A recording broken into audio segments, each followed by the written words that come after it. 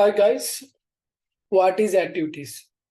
Azure Data Factory or Azure Synapse Analytics have three group of activities: data movement activity, data transformation activity, and control activities.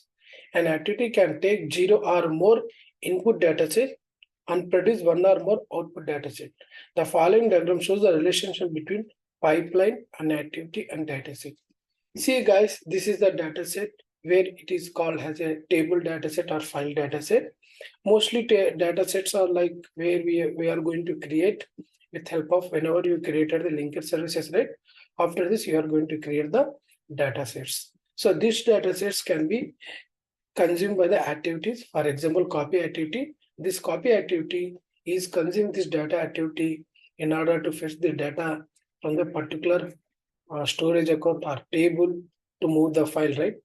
And those scenarios we are using, as well as this activity can also produces the tables and files datasets, guys.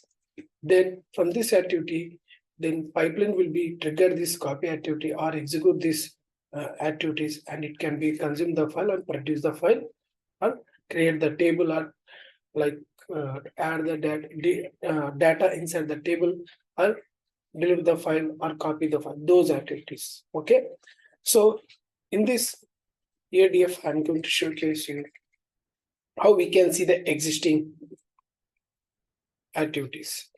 Okay.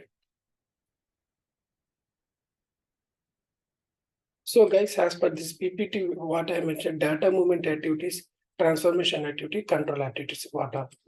So click on this other button. So guys, this is the pipeline. I'm clicking on this any pipeline activity existing one. So here, if you see move on transform activity, it contains copy, data, and data flow activity.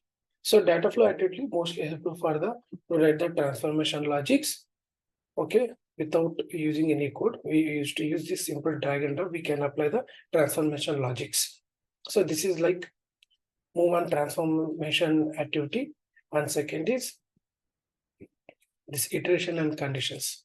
And these are like if you want to use inside the pipeline filters for each if conditions, are those kind of scenarios we are using iteration and conditional activities.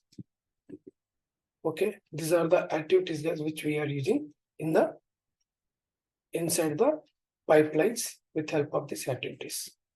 Okay, thank you guys.